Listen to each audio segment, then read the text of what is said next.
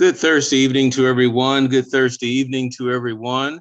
We would like to welcome each and every one that is on this evening. Welcome to our Coping with Stress and Anxiety.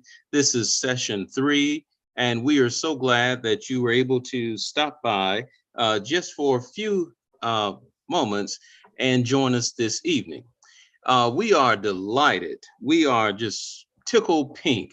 Well, first and foremost, I trust that everyone is or will be terrific across this virtual world. Thus, I am Pastor Timothy Sands of St. Paul African Methodist Episcopal Church in the fabulous city of Madison, Georgia, and the county seat is Morgan County. The parishioners, disciples, and members of St. Paul are grateful for your presence and our guests this evening. The moderator will be Mrs. Cortne Lee Smith, and the panelists will be as follows: Ms. LaToya Cheathon, Dr. Isha Metzger, Ms. Brianna Baker, and Dr. Taunya Tinsley.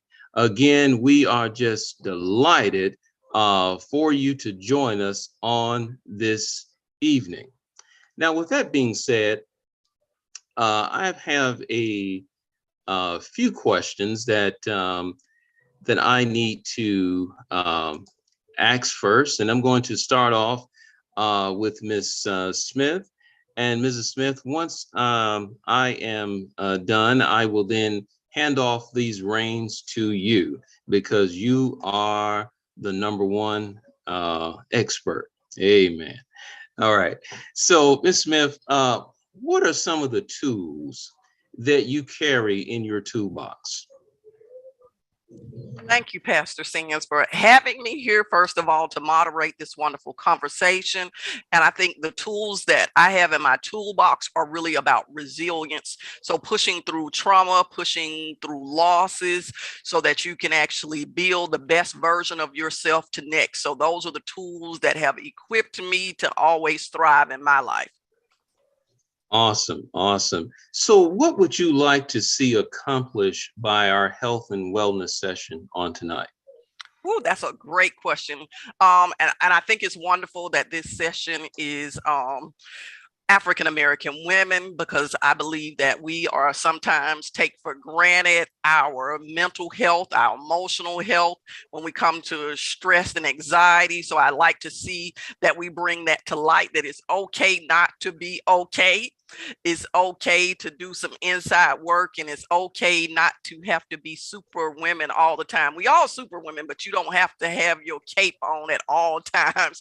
So an ability to take our capes off so that we can get the help that we need as women. Wonderful, wonderful. And always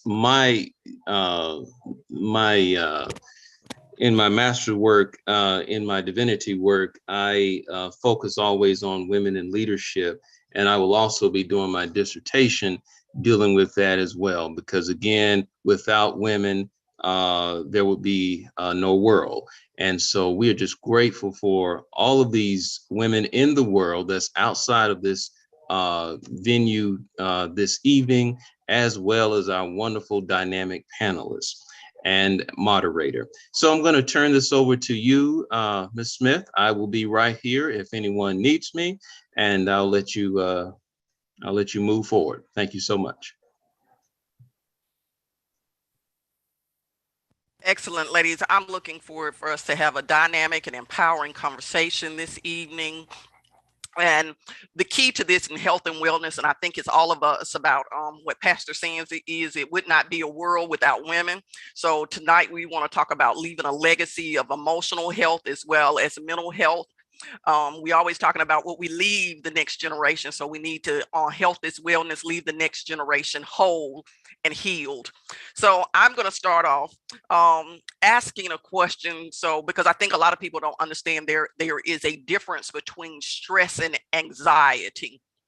So that is a question that I want each of you ladies to answer from your experience. How do you differentiate stress and anxiety when you're either working with clients or dealing with women?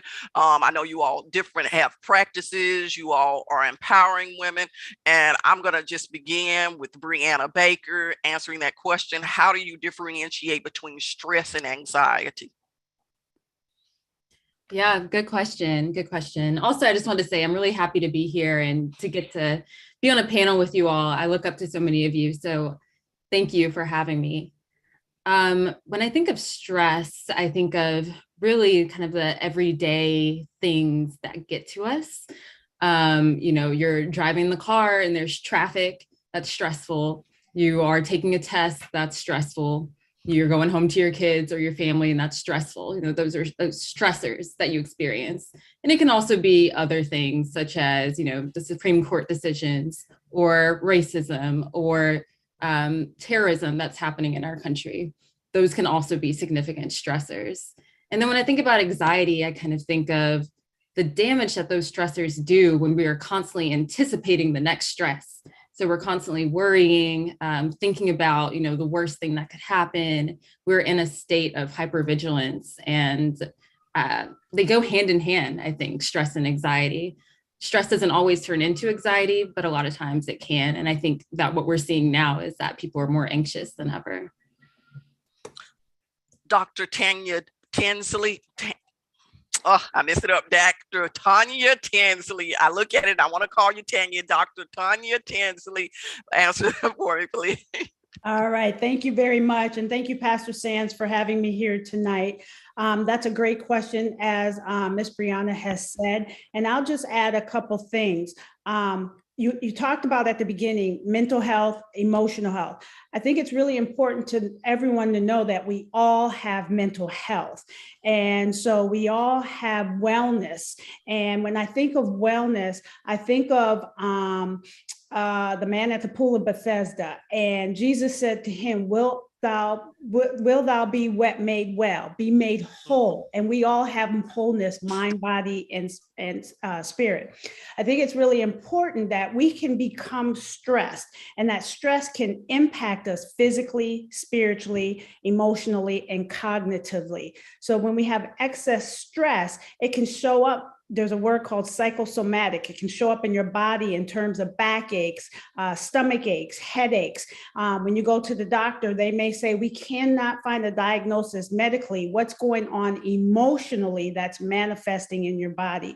And we, as a Black and Brown people, have to be aware of the chronic stress, because chronic stress can contribute to high blood pressure, heart disease, and other illnesses.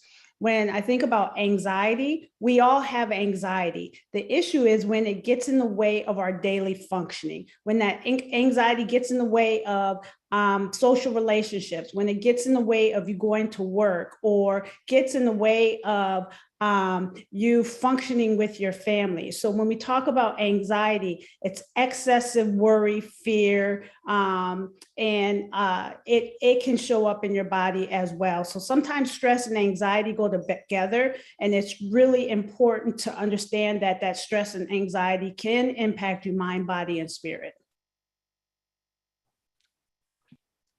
All right, Dr. LaToya Cheathon. Hello, thank you also for having me here. I'm excited to speak with the panel and to tell people about mental health. It's something that is not talked about enough in our community, so I'm happy to be here. Well, the beautiful ladies have already done a very good job of describing the differences between the two, but I do have a couple things to add as well. Something that I like to think about or try to use to describe the difference is that, stressors are things that are going to happen. They're events, they're situations, they're circumstances that will come up in our day-to-day lives. And then anxiety is basically how we're dealing with them, or maybe not dealing with them. And so just thinking of a Bible verse, I think of the idea that tomorrow has troubles of its own. So tomorrow will have its stressors, but you don't need to worry. You don't need to fear. Worry, fear, those words are more so associated with the anxiety of Another thing that I'll note is that anxiety, I try to imagine that as worrying about the future. So it's worrying about focusing on tomorrow or things to come, worry about those things. Whereas, I contrast that to depression, which would be focusing on the past. That's regretting events that happened or regretting choices that made, feeling sad about those things that are in the past that we can't do anything about. So I advise my clients, to stay away from anxiety and depression. You want to stay in the moment and be present in your body in the moment. Thank you. That was good. You really went in depth on that and added another component. So I know I'm not going to make you last all the time. That's just the way it shows up on my blog. Isha Metzger, come on, tell us what it is, the differences. Yes, good evening, everyone. I do agree with and appreciate all of your contributions thus far. I'm really excited to join in and add to this conversation. The lens that I am bringing to the conversation is that of a clinical psychologist. So I do clinically work with those who experience stressors that are potentially traumatic. So those stressors, if we think about the spectrum in terms of how individuals perceive and respond to those, as well as help that they might need in coping with those, we can think about stressors as being those kind of day-to-day stressors. If you think about an argument with the spouse or a partner, for example, and moving that along the spectrum where it could be potentially traumatic if you think about those instances of domestic violence or physical abuse or sexual assault. So whenever I think about stressors, I do like to highlight the fact that, individuals typically heal from those stressors. Cortne, you talked a little bit about resilience. So that means we have our own internal and interpersonal coping mechanisms that also have to do with our friends, our family members, co-workers, spirituality, and where we gain our kind of intrinsic and external strengths. And then that there are some instances in which we will need to seek professional help. We will need to get that help from our pastors, for example. Also, you can go to therapists, you can go to licensed clinicians to help deal with, we talked about stress, we talked about anxiety, we talked about depression, post-trauma responses, if you are dealing with any of those more significant stressors. So that's just what I would add in that stressors are day to day. They typically are pervasive. Brianna, I think, touched on some that are relevant to us in this room, and that stressors are not only interpersonal and between individuals, but some of them are historical, some of them are systemic. If you start to think about racial stressors that we're experiencing as ethnic and gender minorities, particularly a lot of things that are going on in our news, in our media, in our political systems as well. So the contribution that I would add to that is that, right, we can experience these things directly, but also vicariously just by nature of watching them on social media, having conversations with individuals in our communities. So it's really important to remember that we do have each other, we do have our collective and our familial strengths, but also that there are individuals in our communities who are able to help us cope with and manage and heal from those stressors as well. So Pastor Sands talked about our toolbox. I always say, right, add in everyone that you know, and then throw in a professional as well. So I think that that's an important aspect to keep in mind. Everybody gave wonderful answers, and that's the reason I really wanted to start with that question, because if anybody is watching, whether it's in the live or the replay, I really want them to understand it does no good to talk about coping with something if you don't even know what it is that you're supposed to be coping with.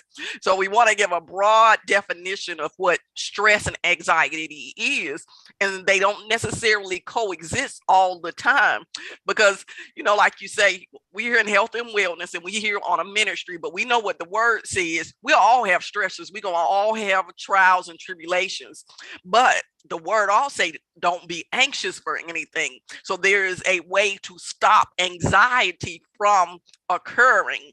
So that is what we're getting ready to navigate in after that. So I'm going to start with you, Isha Metzger, this time. When these regular stressors that we are going to come in life, what are some of the things that we can do to make sure we don't push ourselves to the anxious level? Yeah, and I really appreciate that question because it highlights the fact that these stressors are going to come, but it also highlights the fact that we have strength and there are things that we can do ourselves to help ourselves cope. The first one that's really important is just being able to recognize, monitor, and regulate. So that just means to be able to return to baseline with your emotions. So if you're feeling anxious, if you're feeling stressed, being able to accurately identify that, what is it that I'm feeling in my body? Am I gritting my teeth? Is my heart pounding? Is my leg shaking? Is that a result of a real or an imagined or a potentially future stressor? And being able to advocate for ourselves and being able to then ask for help in the ways that we need it. And that help might just be, you know what, I need 5 minutes to myself to pray, right? That help might be, I actually need somebody to help me clean up around here. That help might be, right, I need help finding a job, or I need help talking to my boss at my current job. I need help advocating for myself. So I think it's really important to first recognize what it is that you're experiencing and then being able to communicate what it is that you need. As we progress along the path of resilience and of healing, I think it's really important to practice self-care as we're checking in with ourselves and to make sure that we talked about being strong Black women, right? So I always emphasize with my clients, as you're working twice as hard, as you are the caretaker, as you are the provider, make sure that you're also resting twice as much, doing what it takes to restore yourself twice as much, and really emphasizing the need to fill ourselves up so that we are not pouring from an empty cup as we're helping others. To remember, right, that faith without works is dead. So yes, if you go take that moment to pray, that you also go and have the conversations that you need to have to help alleviate some of those stressors, that you also go and take a walk so that you can alleviate some of that physical tension, that you also eat a healthy meal.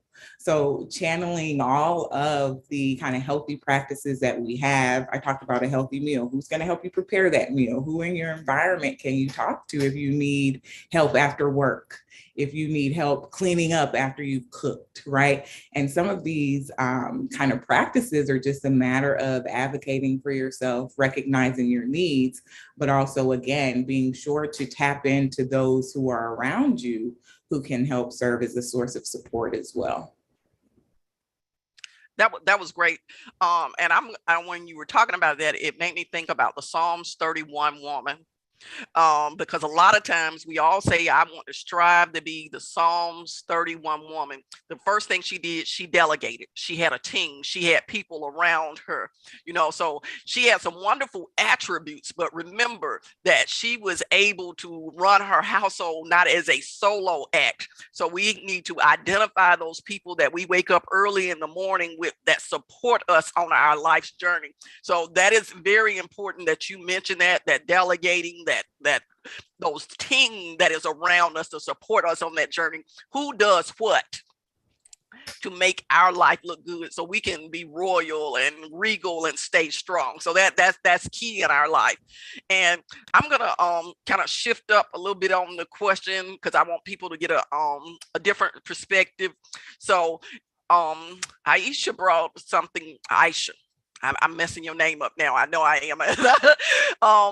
And in the beginning, what she was saying is, how do we help know how we cope with some of that stress? I think a lot of people don't even know they're stressing because they are so used to doing everything and they think everything is their responsibility. I can remember a time I woke up with a migraine every day and I was just like, hey, this is just life. This is not about stress. I never stress. That's what I told myself. I don't ever stress. So what happens when you are in denial about your stress? And I'm going to start with Dr. Taunya Tinsley to give us, because I know you have people who come in who are in denial about their stress and they won't address some of the health issues that are really underlined by stress.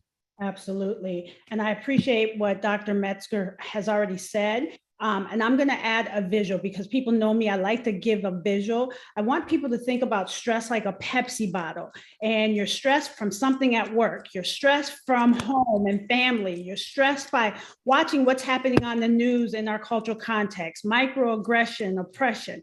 What happens is something comes along and takes that lid off, and you explode and have outbursts with family and friends and people you care about. But what's happening if that lid doesn't come out, it's exploding within you. And that then starts creating, you got to pay attention to your body and pay attention to those triggers and those aches and the pains that you're having. I also say that it's really important to be in collaboration of care with your medical doctor, because we want to make sure that there's nothing going on medically and we collaborate and working together. But I also want to point out that if we put this Pepsi bottle in the freezer, without our permission, it's going to freeze and still explode. So I think it's really important to pay attention that if you're starting to have interpersonal challenges in your relationships, you're short, your fuse is short, you're going off on people not abnormally than what you normally do. Now you got to start saying something is going on. The denial is going to cause, remember, mind, body, and spirit goes together. And then it's going to start causing you to question, what's going on in my life? Lord, why is this happening? We'll start lamenting. And then we're starting to have some things physically. And I don't want to be, I'm not motivated anymore. I don't want to go out and about around people. And so it's really important to pay attention, as Dr. Metzger said, what's going on in your body. Pay attention to how you're thinking. Pay attention if you're always thinking negatively and thinking about, okay, this is normally not me. I need to find out what is going on. So start asking yourself questions. The other thing is, we've talked about this word resilience. We as a Black and brown people are naturally resilient. And in scripture, we talk about scripture in Isaiah 40, he gives strength to the weary and increases the power of the weak. So understand, all of us have an internal strength, but we may need help. So it's okay to ask for help. Ask a close friend, have you noticed anything different about what's happening with me? Are you seeing something that and ask for open and honest feedback, because we're not designed to be on an island alone. We're designed to be in relationships. So talk to somebody you trust, to ask, what's happening? Do you see something that might be going on with me that this is not normal?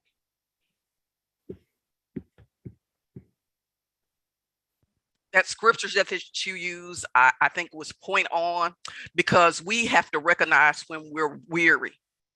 A lot of times we don't recognize our own weariness because we feel like we're the only people that can do something, like you talk about self-care, like you talk about rest. It needs to be on our schedule and our appointment so that we're paying ourselves back every day as well. So I think that's a one of the greatest mechanisms that we can use when we're talking about coping with stress and anxiety. When we're doing that check-in, we're constantly paying ourselves every day. And I'm not talking about, we always talk about what we put in the bank, our 10%, but we also got to talk about the 10% that we're putting back into ourselves, as far as, like you said, just giving ourselves rest, just giving ourselves the nutrition that we need, just giving our chance to have that inner voice say, hey, I am weary, I need rest, and I need God to give me strength in this place. And then, like, the thing in this whole conversation is community. Find the community that can support you.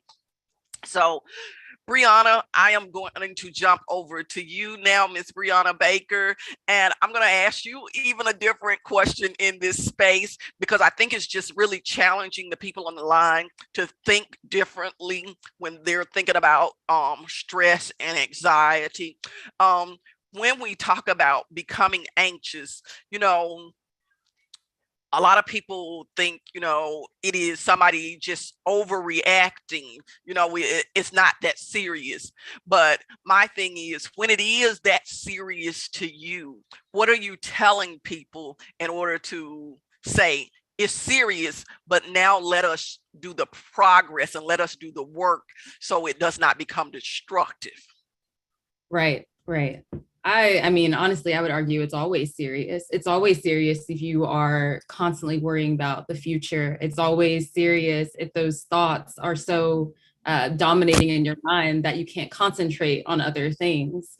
Or as the others were saying, that it's taking away from your body. If you're feeling your heart rate increase constantly, waking up with a migraine and not knowing why, things like that, trouble with sleep, just these daily activities that we should be able to do no problem, or it shouldn't make us irritable, or it shouldn't make us anxious and nervous. It is serious. So I would say that, you know, when you do have these thoughts of excessive worry, that it's time to seek help and it's time to do something about it. I think that the scary part for a lot of women, a lot of Black women, is even acknowledging that those thoughts are there. And kind of going back to your earlier question about how do you notice when you're weary, or how do you break yourself from that denial? Because I think that a lot of times it hasn't been safe for us to acknowledge these feelings of anxiety or fear of the future, or, you know, even perceiving it as weakness. Because if we sometimes think that if we acknowledge these fears, these anxieties, that means that then we can't contribute in the way that we want to contribute, or be as productive as we can, or be the strong woman of our households like we want to be. So I think that that's one of the most difficult parts in kind of addressing this weariness and addressing anxiety as well.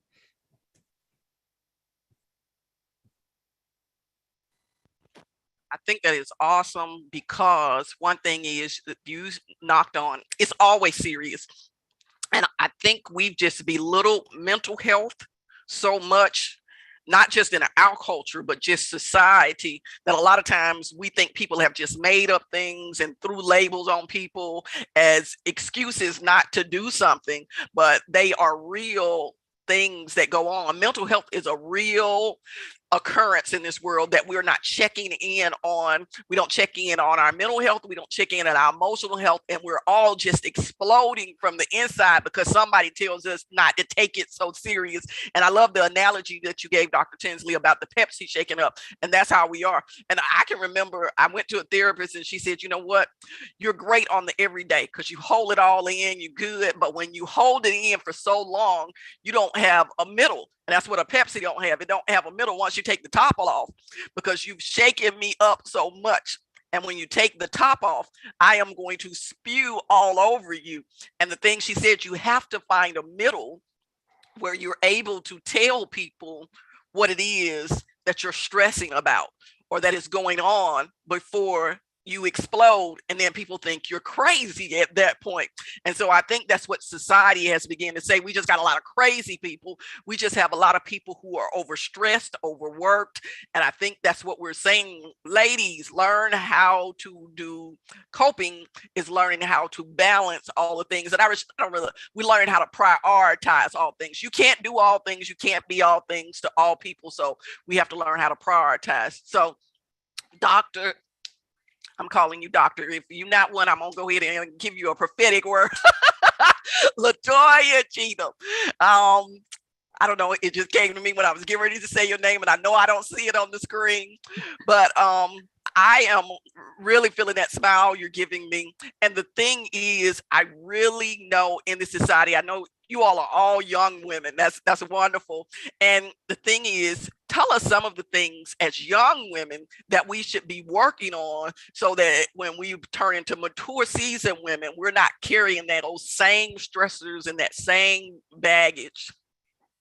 Yes, definitely. And by the way, I appreciate the prophetic word. I am working on my dissertation, so give me a few months.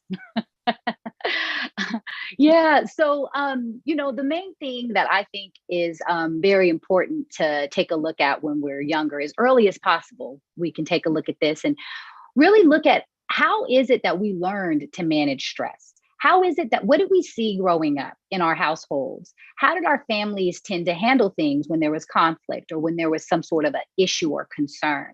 By taking a look at how that was handled, we can get a good glimpse into some of the behaviors and patterns that we might have picked up. One thing that I work with couples. And so typically in a couple, I find that there is one person who is more of an outward expressor more of a pursuer, if you will. The other person's typically more of a withdrawer. So they're an internal processor. The internal processors, they really value the independence. And so whenever there's something that comes up, they hold everything in. They say, everything's fine. What are you talking about? I'm good. There's nothing big going on. They minimize things, and it makes it very difficult because, like you were just saying, Cortne, that they're piling it up inside.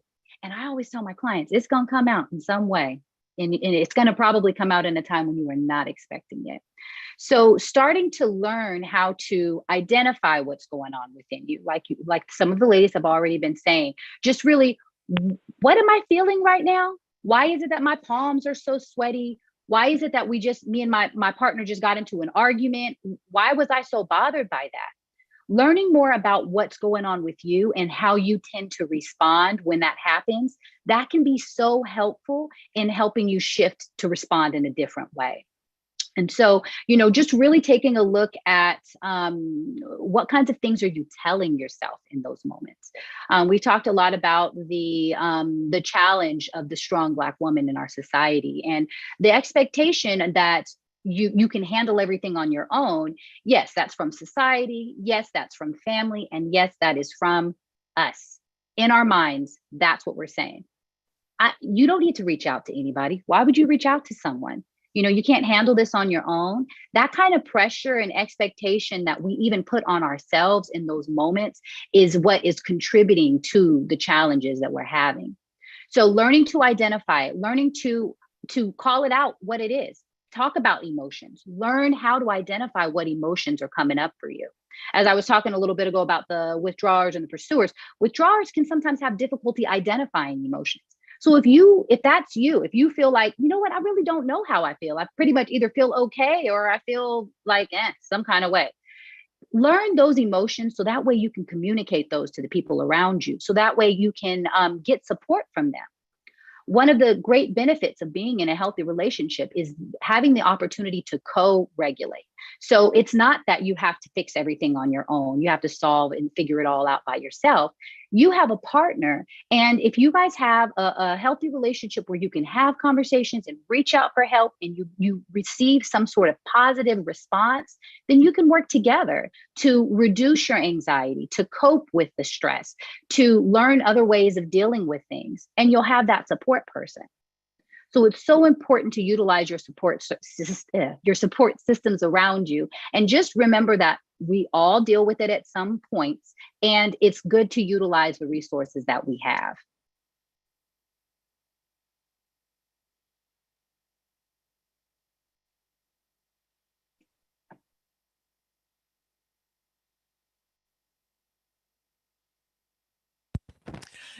I like that. One of the things that you said was having a conversation. So I want each one of you ladies to tell me one thing to help start a conversation around mental health and to make it something that's positive. So we'll start with Brianna.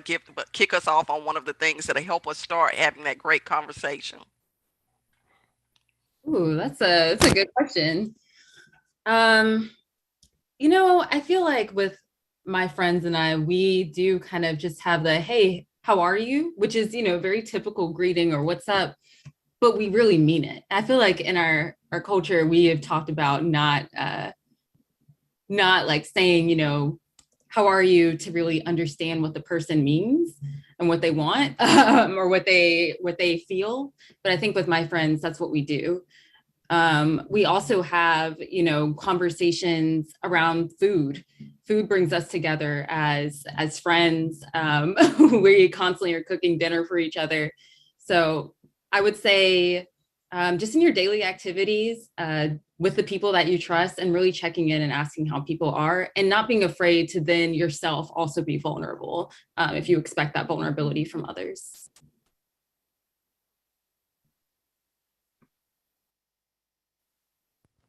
Dr. Taunya, definitely jump in and give us how you can help people start that healthy conversation. So a couple ways. If people are watching this webinar, you can say to other people, hey, I just saw this wonderful webinar on anxiety and stress. What are your thoughts about anxiety and stress? Have you experienced anxiety or stress? Can I share this with you? If you are a family member or a friend and you start to notice that the person is changing, just start off the conversation by saying, hey, I really care about you and I'm noticing some things, there's something going on. And then I also like to help people to understand, you know, when we speak about God, he's the great physician, he's the wonderful counselor.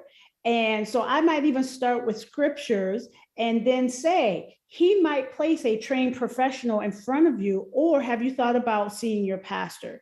So there are different routes that you can come, whether it's coming from scripture, whether it's coming from, I care about you and I notice something's different, or coming from a perspective of, hey, I just read this article, I just saw this webinar, what are your thoughts about this? I think that's perfect. Bringing it up something that's current that you've seen, so you don't feel like it's so dangerous to have that conversation. And I think a lot of us are fearful of many conversations. We don't like to have the hard conversations because people think something is wrong with us, and literally something is wrong with all of us. I mean, if we're, you know, because it says we all flawed, we're all imperfect. So every day we should be working on those things just to become better. Isha Metzger, let me hear what your thoughts are on continuing that healthy grief conversation, because I want to give women things that help them start this conversation within their own communities. Right. And I also, I want to add to the conversation the perspective of caregivers as well.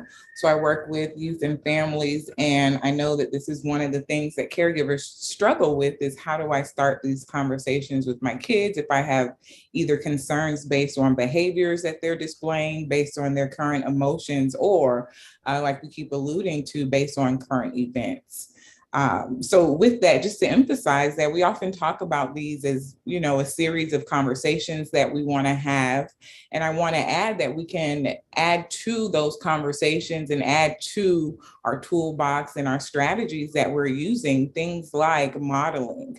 So showing our kids, showing our teenagers how we respond when we're stressed. And that can be taking deep breaths right there in front of them, practicing meditation, mindfulness, praying together as a family, I think is something that models resilience and models coping for our children when we are stressed as well, or when we perceive that they are stressed. So in addition to modeling, we can do things like exposure. So exposing them to different means of relaxation, different means of coping, different means of strength and resilience. So that can be something like taking them to church. It can also be exposing them to resources that you're aware of that are available online, exposing them to positive images and the strengths of Black Americans in our communities.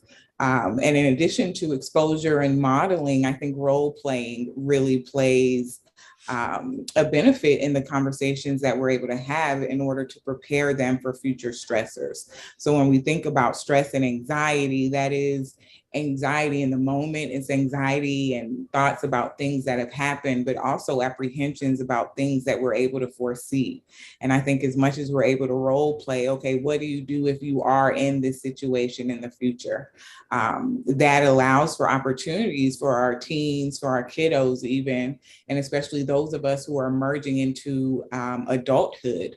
How do you practice having difficult conversations with potential romantic partners? How do you invite a romantic partner to church, right? How do you navigate some of these stressors that you might be experiencing, and allowing yourselves as well as your friends and your kids to really practice having those conversations, so that when they are in those stressful situations, the first time they're practicing or having that conversation isn't in the moment. So those are things that I think are allowing us to prepare for the stressors, so that when we are experiencing them, we are able to, again, advocate for ourselves, express our emotions, and really regulate the ways that we're responding, so that we're able to, again, challenge our thoughts, not our perceptions around what the stressor is, but actually and adequately assess the stress, assess the danger, assess the impact that it's having on us, so that we're able to have those conversations and live healthier lives because of that.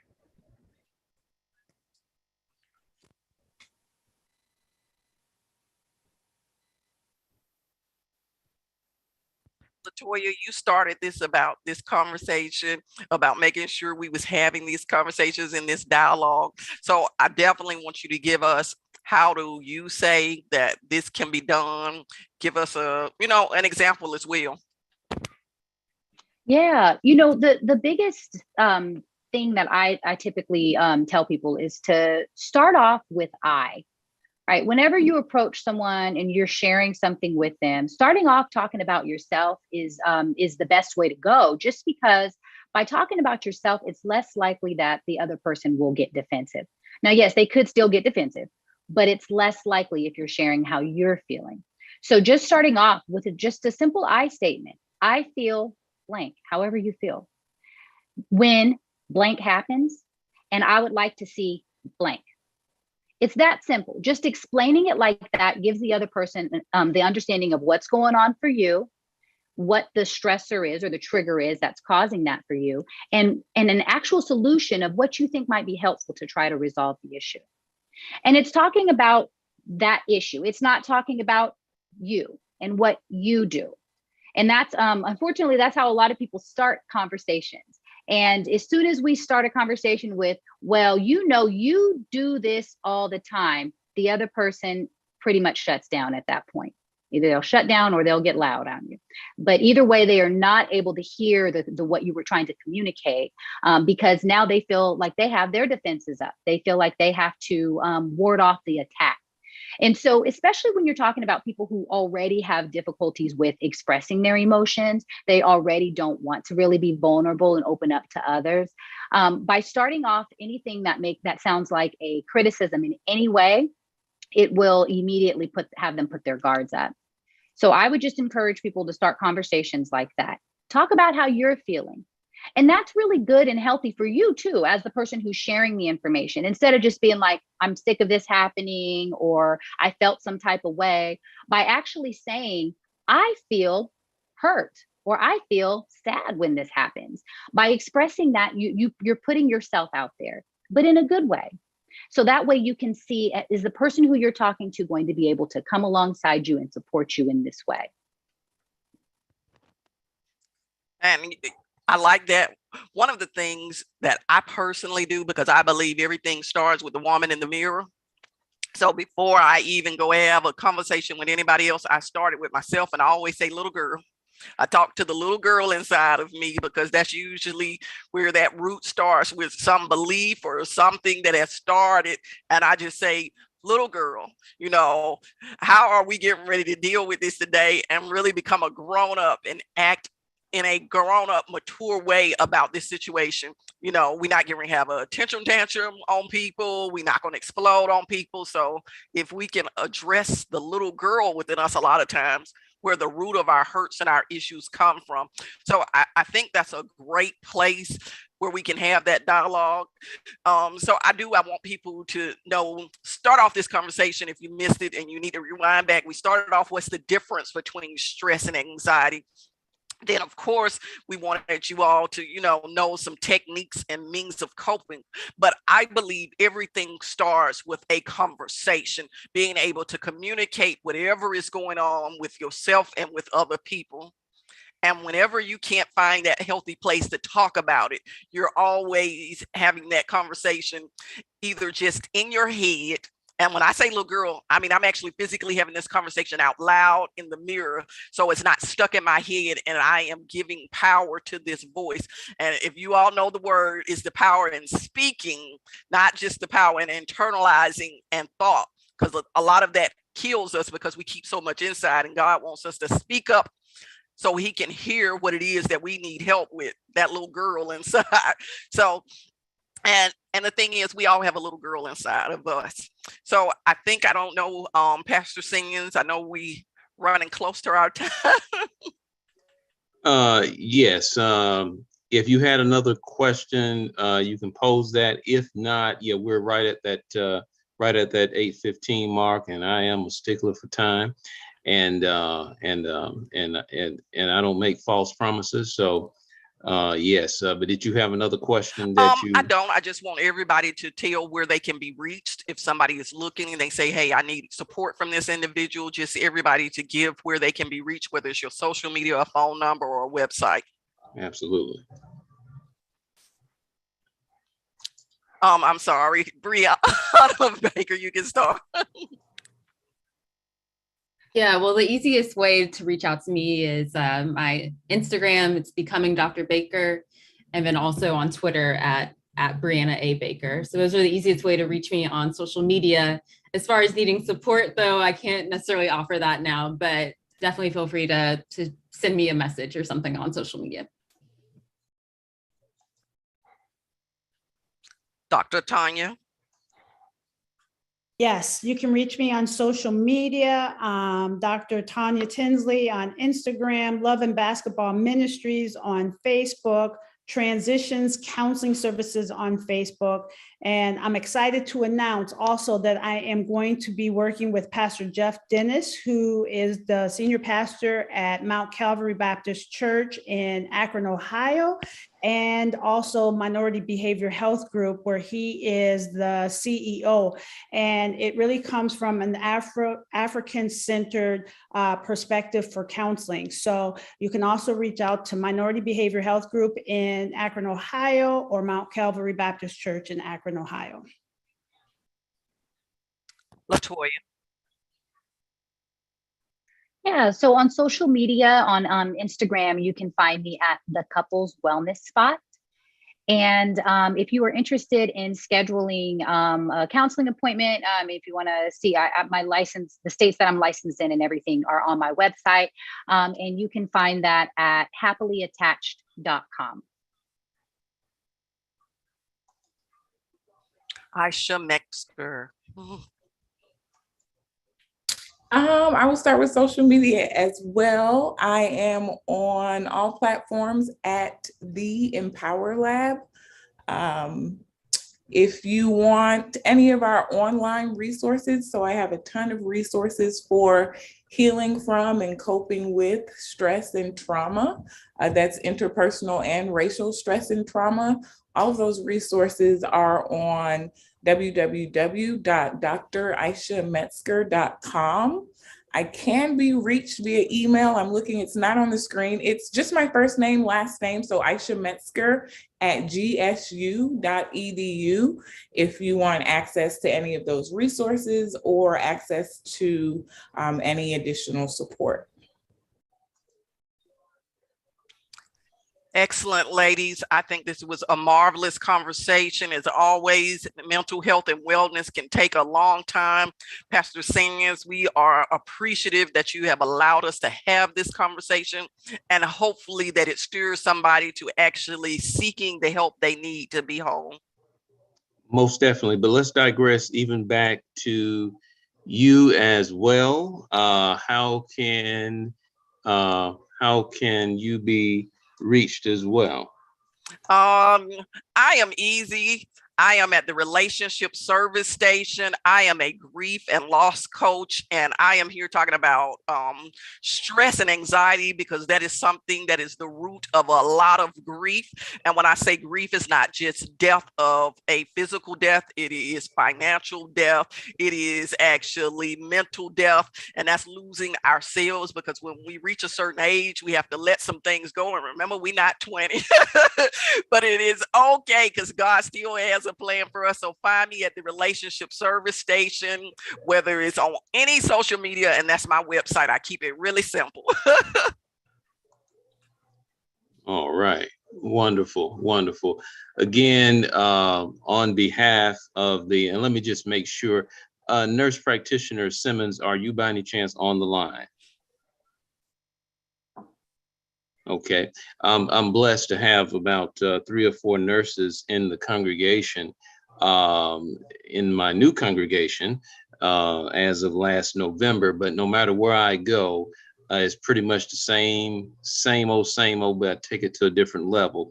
And this is a very important piece, health and wellness. We will be traveling across all time zones.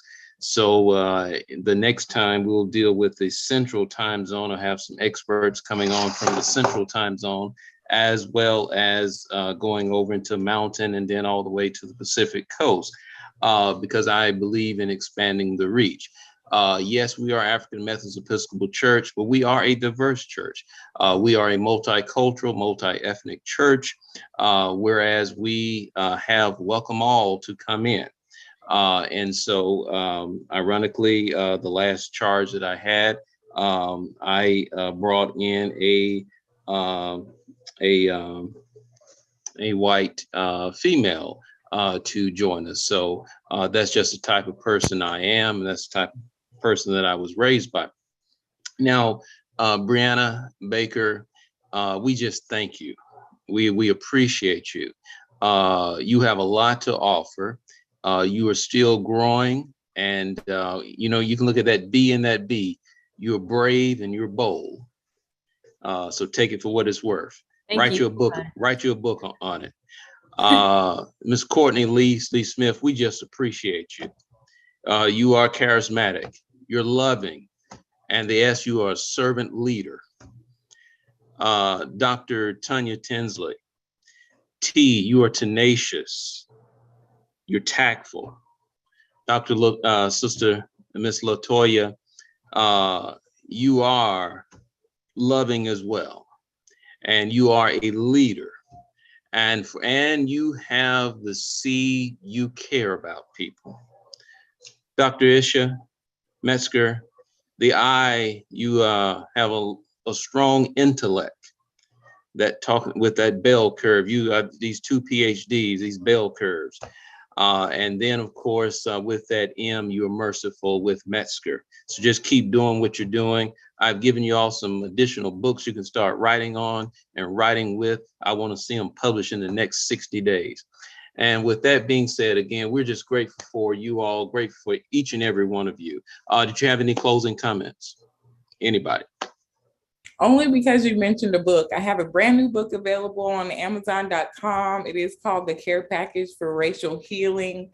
I could put the link in the chat. I could put it on the LinkedIn as well. But for those nurse practitioners, for those caregivers, for anyone who's dealing with youth and families who are dealing with stress and anxiety, that is a resource that's available for you. I said it's available on Amazon. That's new. You can also download it for free and use it electronically if you go to my website, drishametzger.com. So I did want to add that. All right. We'll go Amazon. Next, anybody? I'll just share my book, and for anybody, I have 4 quarters, a cultural and developmental approach for transforming your spiritual autobiography. I'm a believer that early development impacts later development, and so God has a plan for you. So this book will use my experience to walk you through going through your spiritual autobiography for your own healing and transformation. Excellent. Anybody else?